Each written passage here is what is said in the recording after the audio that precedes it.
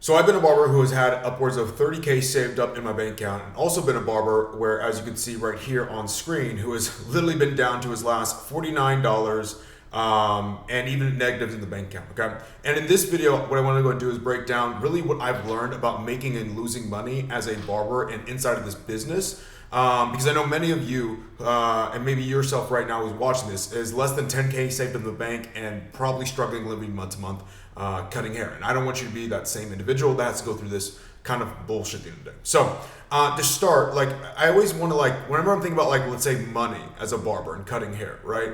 The first point we have to understand is that, number one, we are a business, okay? And the point of a business is not just to make the money. The point of business is to keep the money at the end of the day. Otherwise, like, you're just basically a non-profit, right? You're working just to basically, stay alive. You're working just to make ends meet, which is like never like healthy or good, okay?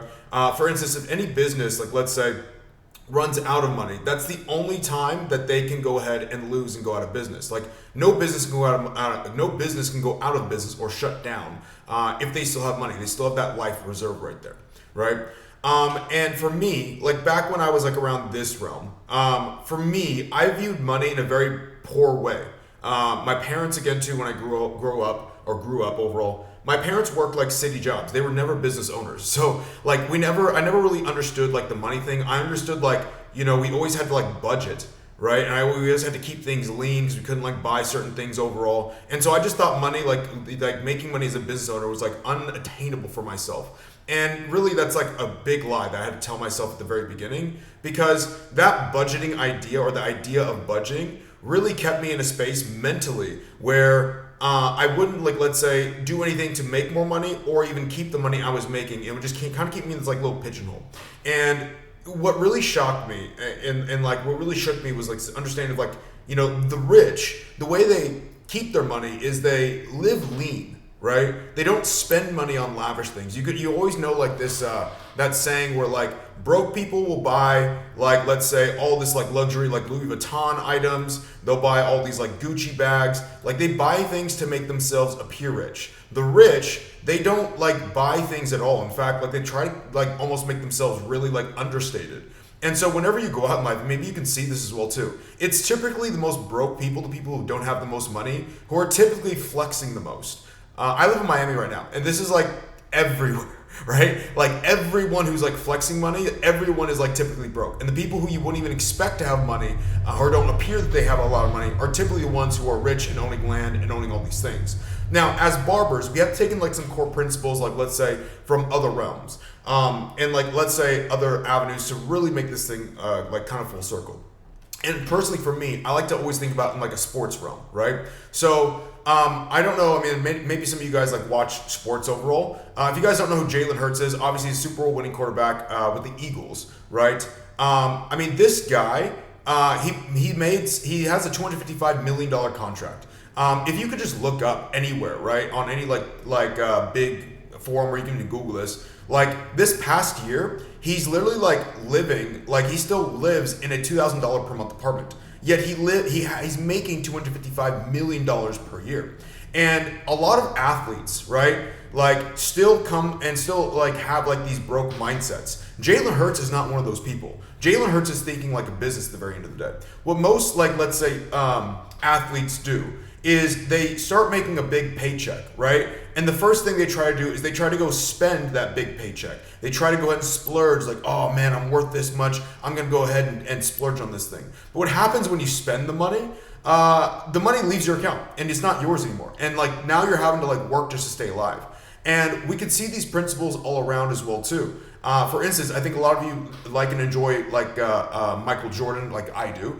When I was doing some research on Michael Jordan, there was a story that he was like told of his mother, and his mother basically like warned him when he was young, and like he had this big fear of being broke. And think about this: Michael Jordan had a fear of being broke, right? The guy who has literally the Jordan brand, Jordan shoes, who makes like billions of dollars, feared being broke. And the reason why he feared being broke is he understood a story that his mom told him earlier as a kid about Joe Louis. Now, Joe Louis, as you can tell, old school heavyweight boxer, who made a lot of money back in the day fighting. However, Like he actually died broke and like having to be like, where was this? Like he died broke and in debt and having to work as a greeter at Caesar's Palace after his boxing career just to make ends meet. And so like I think for a lot of people and a lot of athletes and even barbers, we and I had the same problem. You think, and I thought, just because I'm making money, it's always going to be money in my account. I'm always going to have this money. I'm always going to forever be good. However, this is not the case. Like when you make the money, that's like the first step in business, right? First step, make the money. Okay, learn how to make money. Second step, very crazy theory, guys. You have to keep the money. Right? You can't be dumb on this expenses and stuff like that, right? And so what I had to learn the hard way, like many athletes and sometimes learn or hopefully they learn early on, and they're good core principles to live by, right? Core principle, like really the main core principle here is live lean. And what I mean by live lean is they don't spend like Jalen Hurts, who has a $255 million contract. They don't splurge on like, let's say, these crazy expensive houses. Right? They don't buy these big old mansions. I mean, you can even look up like, let's say, Mike Tyson, right? Blew $30 million, like literally $13 million or whatever it was. Like he made $30 million in one night, or he spent a crazy amount of that as well too. Like he blew most of his money. And a lot of these individuals, like they're very extreme in their nature. And I think a lot of people like just focus mostly on the making money aspect. Like I know for myself, I was like, dude, I'm gonna go into the barbershop and make money the next day. I'm good. But the discipline of keeping money is the skill set you must learn as a business owner. Now, what I mean by this is when I started cutting hair, okay, like legit, this was my bank account, okay, and this is my family. I had like $49 to my name. I didn't even have like any money in the bank. I literally just had this right here.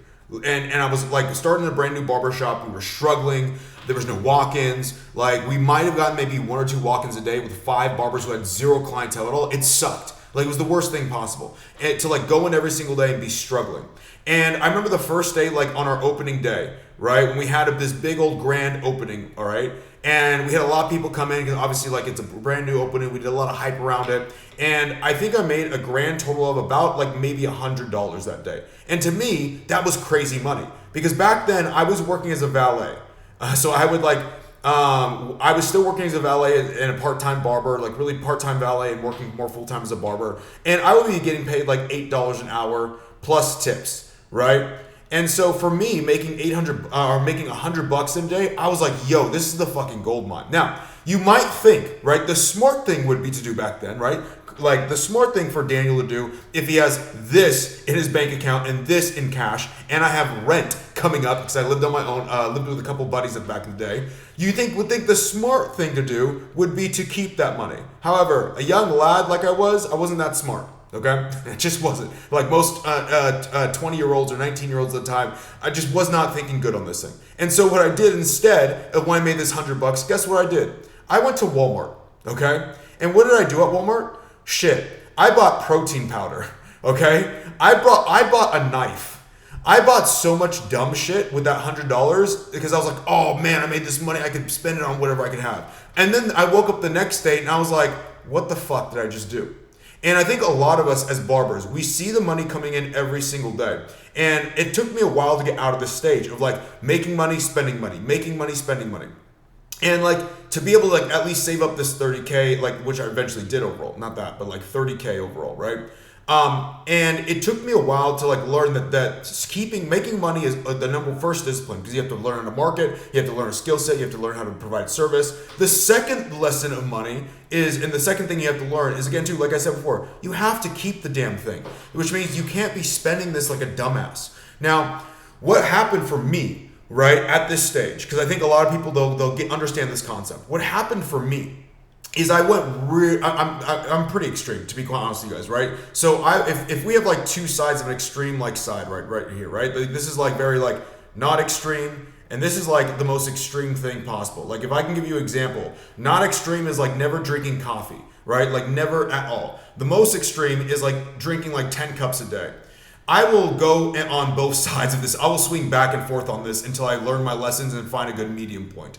And so I had to learn this the hard way. And so when I realized, oh fuck, I can't be like spending this money on dumb shit, right? I went very extreme from one extreme of spending the money all the time to the other extreme of not even like doing anything whatsoever. I would just hold the money so far. It's like in my account and like in cash overall.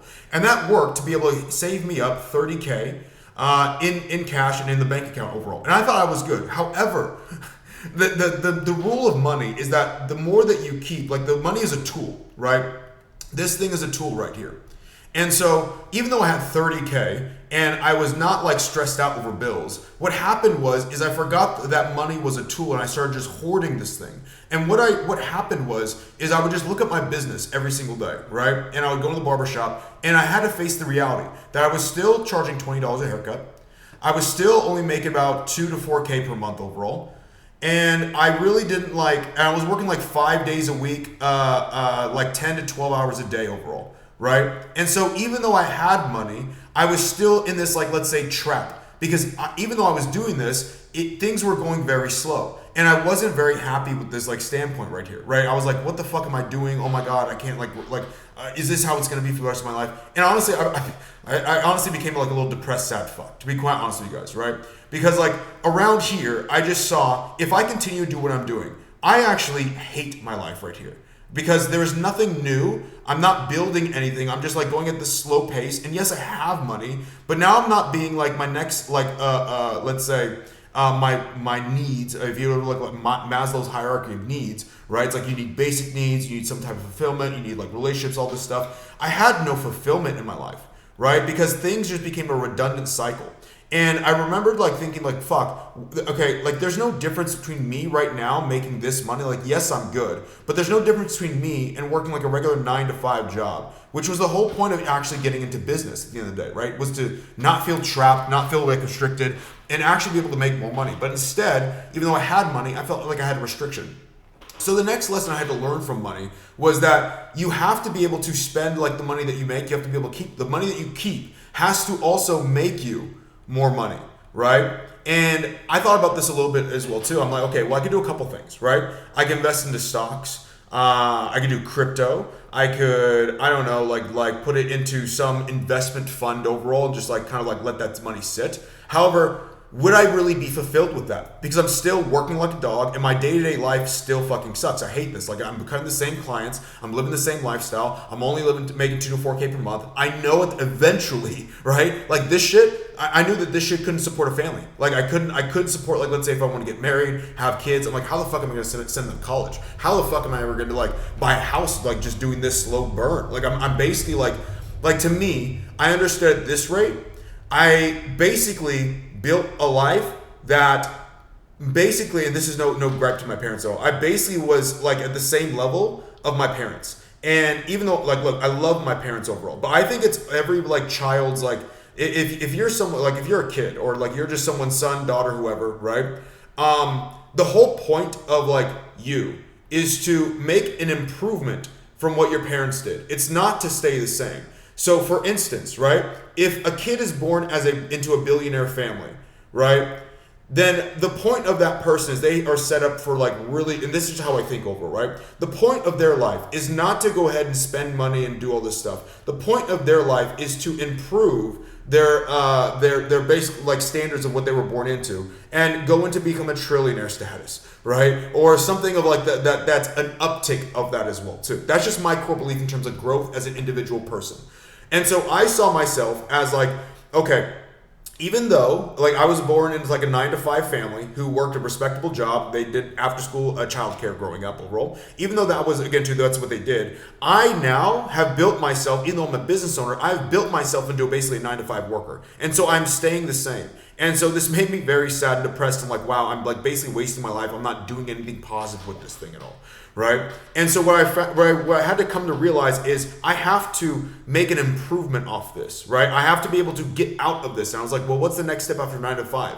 Well, being a business owner, right? Like actually making more money, like making like again to money that my parents probably like made in like a couple months in a single month, right? And what I thought was, well, you know, maybe at that, and I was like, again, Joe, remember guys, I was like a young, dumb kid at the point in time. I'm like, okay, I need to become a business owner. So what I was doing is I was a barber, right? So I was cutting hair And I was also going back to community college because I was like, you know what? I need to learn business. So, and I need to learn how to like own a business because I want to open up a business eventually. So I need to go to community college and take business classes. And I only went for one semester. And by the way, I fucking hate school. And so I didn't really do well in the class. And I remember seeing the teacher, and the teacher who was teaching a business class never really ran a business. And I was like, what the fuck is the point of this? Why am I learning from someone who doesn't have a business? And on top of that, I'm a barber, which is also already a business owner. So I already have a business. Why don't I try to go ahead and make this thing better, right?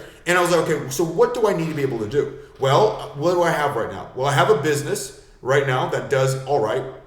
I've been able to learn the discipline of saving and keeping money, right? 30K per month. I now need to be able to learn how to make more money. How do I learn how to make more money?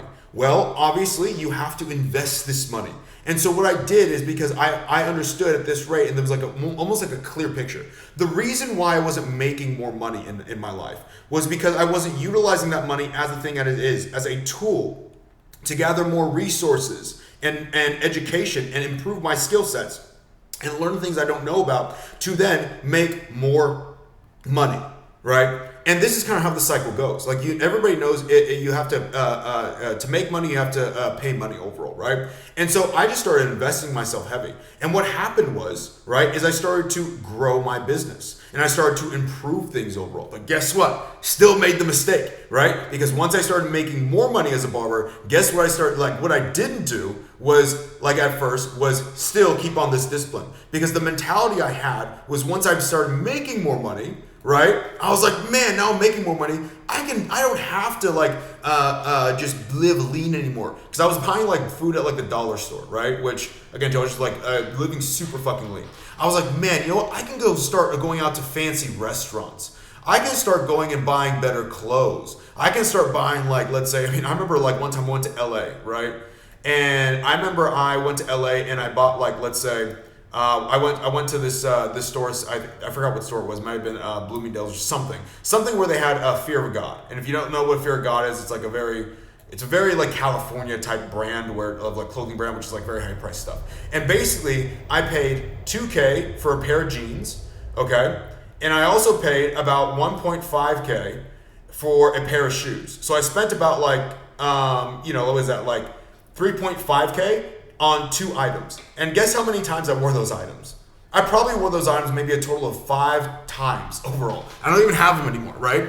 And I remember like, again, too, I was spending this money and I realized, fuck, I'm going back in the cycle again, right? I'm going back in the cycle where, again, too, I'm thinking like because I'm making more money that I can spend more money, which is like the bad thinking, right? Because if we take the principle from Jalen Hurts, the more money you make, you should not inflate your lifestyle. And this is what is called in like business as called lifestyle creep, which is where it's the deadly cycle you can get in, which is where when you start making more money, you also feel like you start spending more money on dumb things. When in fact, this is probably not what you should be doing in terms of lifestyle stuff. Now, what do I mean by lifestyle stuff? Well, it's like things that don't make you money back into your business or don't help you make more money. So for instance, like buying like these Fear of God clothing, right? It could be like buying like food I didn't really need. Like I think one of the vices is like that's worse is like gluttony, right? Buying food that doesn't like serve a purpose for me. Like at the end of the day, I had to think about and break it down simple principles. Food, the sole purpose of food is to give me energy, right? The sole purpose of food is not to have it taste like good and like, have all these fancy crazy dinners and like, go out to like these restaurants and stuff like that. It's to give me energy. And so what is the food items that like just give me the thing that's used for, which is energy wise, and that is like as lean as possible. And then I make sure I got into a cheap apartment over. I didn't like overspend on anything, right? And I think like these things, like it's like when I look back at my life overall, like what the mistakes I've made, it's always a deadly cycle where when you're first not making money, you have to learn how to keep money. Right? And when you learn how to keep money, you can't just keep money. You must then learn how to invest money and like let that money go. Because money at the end of the day is just energy, right? Where energy goes and where energy flows. So if the money is going out onto things that make you more money back, the return you're going to get on that is, of course, more money. And I think a lot of barbers get stuck at not managing their money and not keeping their money, and then not the money they keep, they don't spend it on things that will make them more money back. And so you always have to be thinking again to what, like I always think about purchases and like items and expenses, right? In two buckets. There's really just two buckets to make it very simple for myself, okay? The first bucket is non-essential like things overall, right? Which basically means things that don't make me more money. So for instance, I'm in an Airbnb right now because I'm in the middle of moving apartments. But this TV back here, I didn't buy this TV, okay? But this TV back here, this TV doesn't make me more money in business as a barber or what I do with New Era Barbering. This TV actually not only loses me more money on the front end because I'm spending that money on an item, let's say 300, 400 bucks, right? But what this TV also does back here is it also, like once I buy it, it's not like I just buy it and put it up. I'm like, all right, cool. It's just here sitting here. Like I also like feel the now need, because I spent that money on it, that I need to validate that purchase and use the TV, which means, right? If I'm using the TV, guess what I'm not doing? I'm not doing things that produce more money into my bank account. I'm not doing things and actions to make me more money. And so this actually doesn't even have like a first order principle or first order consequence of losing money. It does make you lose money in the front end, but it also makes me lose money on the long term as well too. Because now I'm going to want to go ahead and Netflix. Now I'm going to want to go ahead and watch TV shows. Now I'm going to want to go ahead and waste time that I could be using on on working and making more money. And so this thing, I think people forget this cost right here has an upfront cost and a long-term cost overall. And so all the non-essential things like let's say designer clothes, fancy restaurants, all that stuff, it doesn't make me more money back. And so all of this non-essential stuff, I say, how cheap can I go with this thing? Right? How cheap can I go with this thing to live lean to where I'm not like, not meaning like I have to buy stuff off of like from the dollar store, which I used to do, but like things that again too that make sure I'm like just at a decent base level. And the second thing are essential expenses, right? And like I know like some people may say non-essential, essential in different buckets. It's just how I think and like makes it make sense in my brain. Essential expenses are expenses that make me more money back. So for instance, I will always spend money on like let's say education, courses, programs, mentorship. I so far have spent at least upwards of $500,000 in my life so far on how to make more money. In terms of coaches, everything, coaches, education, courses, events, all that stuff, right? And what this has done, what a lot of people might see is like $500K for what, right? For information. And I say, no, it's to just learn one skill set. Because for me, anything I invest my money in that I know can make me more money back, even if it's something educational, right? I don't look at like, because I think what a lot of people are like, well, for, let's say, I've spent upwards of like, let's say 60K on one 12-month mentorship program. And what most people will think is, what do you get for 60K, right? What does all that come with? Which is the bad thinking. This is like civilian mindset. This is like, again, too, like when people go for like food or like designer clothes, like what do I get? They get status, they get the clothing, they look cool. And when they see this 60K for a coaching program or let's say a mentor program, they're like, well, what else do you get with it?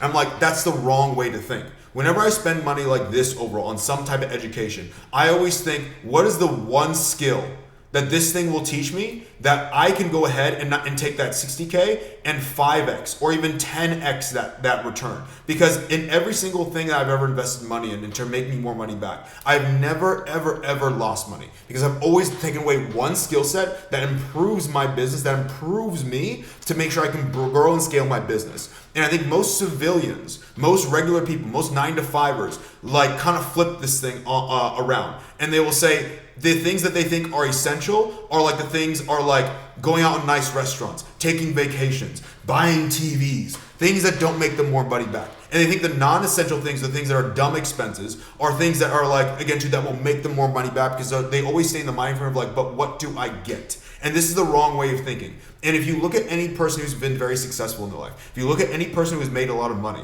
they will always come back down to mentorship and education is the number one thing that always provides the most amount of value. If you need another example of this as well too, before I get into like, let's say the 3 things you can do from to improve this, there's this book written by Ray Dalio. Okay, I think I've talked to you guys about Ray Dalio before.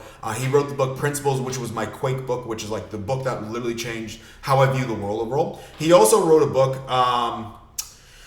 I forget the name, honestly. Like it was basically I forgot the name, but basically it was like on money and how civilizations or companies come into power, or things like coming out of power, and people like rise and fall, like those kind of like growth curves of things, right? And basically there was this one image in the book overall, right? And it was a graph, and it was like this, right? And basically this graph was like basically the growth curve of like anything. This can be of like humans. This could be of companies. This could be of civilizations and countries. He used in that book like the example of like why nations come into power. And basically he was like using like the Roman Empire as an example of this, okay? And basically he looked across everything that always comes into play with this thing, right? Of why things go up and have growth, why they stall out, and then why they are on the decline. And at the very base metric of this, it's like the first one or two steps of this, the very core aspect that gets this upturn in trend is education. Right? And it was very, very surprising to me to see that as like a core pillar of things overall, right? Education was like at the pillar, the core of like all the growth. And that's where everything started. And typically once things started to bottom out, like around at this point, when any, like say a business, a nation stopped growing, a nation stopped making money, Roman Empire started to decline or started to like a plateau a little bit, the education, right? Goes like it's almost used as like an afterthought. And what happens is, which was crazy when I read this book, right, is that there was an increase in, let's say, I don't want to call them like vices, but like there was an increase on things like vices. Like there was like increase in more attention paid to entertainment. So people would just want to go to like the Coliseum to have fun. People would want to get drunk all the time and drink. People would want to engage in more sex overall. People wanted to just basically kind of be lazy and kind of like indulge in like these vices or like this dopamine hit that you get. And they let away the focus on the education standpoint. And that's when things started to decline. But the scary thing was, when I read this book, is that the decline didn't happen all of a sudden, right? It wasn't like the decline, like all of a sudden, like one day, they started going to the Coliseum, and then the next day they're like, oh fuck, we're fucking failing as like Roman Empire. No, this took years, and it was like a silent killer, right? They couldn't tell that things were on the decline. But this is like when things stopped slowing down and look back at data overall of the Roman Empire when it stopped expanding, is that when this stuff came more of the forefront of the mind, and in putting things that don't grow, the civilization, the business, the company, the person overall, that's when the plateau starts. But it's a silent killer. You won't notice it until it becomes too late. Right? Until you already start seeing the decline, let's say, the expansion, or things start slowing down, the nation and the empire starts slowly, like, let's say, collapsing a little bit. And by that time, it's already too late to like go back to education points, already on the decline overall. And so for me, what I took away from this is that education should always be at the forefront of anything, of every person, of every company, of anything. Like, think about this. Think about, like, let's say, I mean, like back in the day too, I know I'm going on a tangent right now, but I'm always geeked out about this shit because these are like core principles through the test of time. So I read, like, of course, like books on Jeff Bezos, who obviously like owned and scaled up Amazon, right? And we all know Amazon, everybody uses Amazon this day and age. Now, when Amazon came into play, like their play was that, like, you know, they were going to become an online business. What was like the biggest business at that point in time? Right? The biggest business at the point in time was Walmart, right? It was actually like Sam Walton built like this Walmart empire, and they were like the king of like e-commerce and like shopping overall, right? And Jeff Bezos took a lot of principles away from this. And Jeff Bezos knew he couldn't beat, like, let's say Walmart at their game because they were like, let's say the physical stores, but he saw this thing called the internet. Right? And what Jeff Bezos saw was like, oh, this opens up the floodgates for potential right here. And you might think Walmart would be like, we see this thing, let's go ahead, and since we're the king right now, let's go ahead and infiltrate this internet thing so we can continue our dominance. In fact, they didn't do that. Right? They kind of stayed like they didn't invest into any education. They didn't do anything to like get into this internet bubble overall early on in the early 2000s, and they allowed Jeff Bezos to go ahead and infiltrate this thing and really take over. And Walmart eventually tried to get into the internet game, but by that time it was already too late because, again, they stopped going into education. They thought what they would do would always work overall, and by that time when they realized, oh fuck, we need to get the internet game, they were already at this point in time where it's like it's too late. You missed that shot. And so I'm always fascinated by these things because I want to like take these core principles through history and through life into like my business, what I do as a barber or inside of New Era Barbering as well too. And so I really like boiled this down to like a couple things of like what like I always try to get to the forefront of my mind, and like what I think every single one of you watching this video should do starting today, so that you don't fall susceptible to like these natural laws that happen through time, right? It's like if you ever want to learn about what's going to happen in the future, just go back in the time of history and learn those lessons. Like Charlie Munger always talks about there's more lessons in the $30 textbook than you could like go out and find anywhere else, right? And so the first lesson of this, right, that I always learned about money, and I think every single barber need to take away, is to live lean, live below your means. When you start making more money, this does not mean you should start spending more money on things that like, again, oh man, I can go out, I can do this, I can go on vacation. No, in fact, that's a time to go ahead and live leaner, because all broke people do this thing, and then guess what? They lose the money and they're back at square one. And in fact, the rich always go ahead and keep their lives lean, like Jalen Hurts, who made $255 million in a contract and still living in a $2,000 apartment overall, right? And so you could see these principles playing out of like living lean is a long-term idea, right? The long-term aspect is obviously, if I live lean now, I can always be good in the future. The short-term mindset is, oh man, I made money, let me go and spend money, enjoy it right now, but forgetting about the long-term effects of like, I will not have that money in the long term, I'm gonna be in a shitty situation.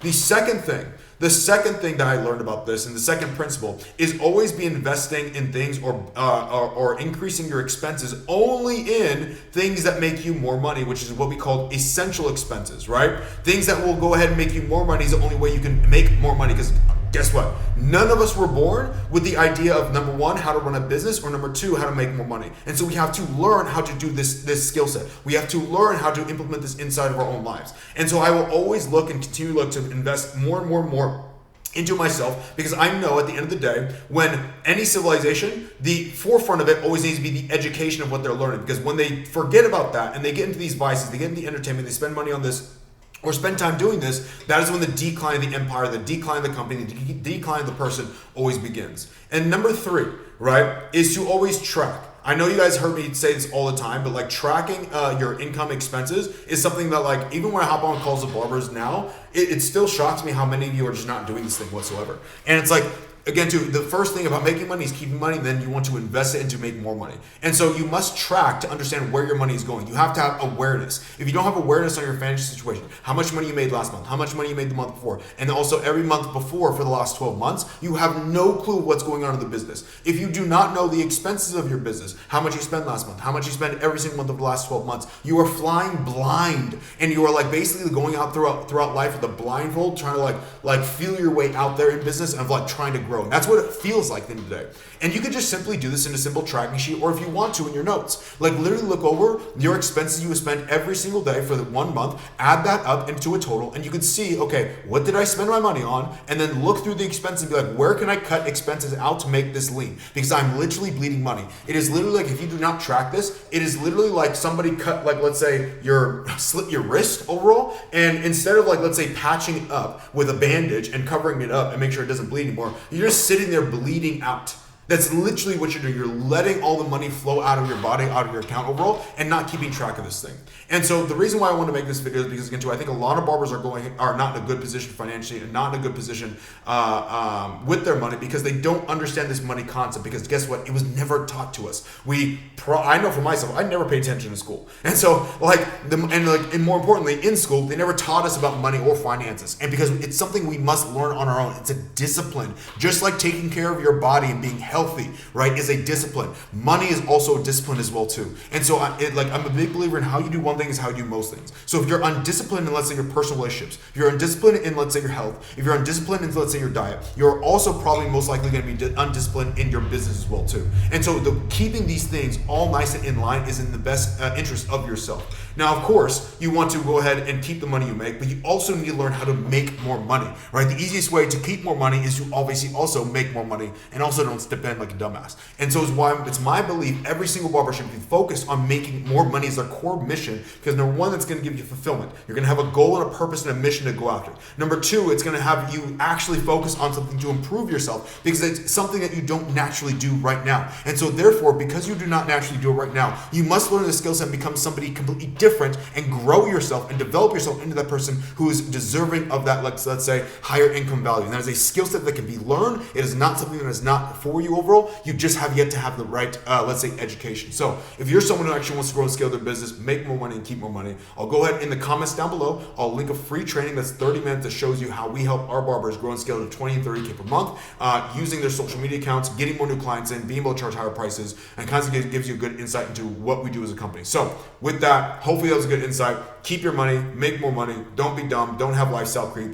It's not worth the end of the day. Always be looking to invest into education to make more money, because education improves your skill sets of making more money, which we do not currently have. And with that, I will see you guys on the next video.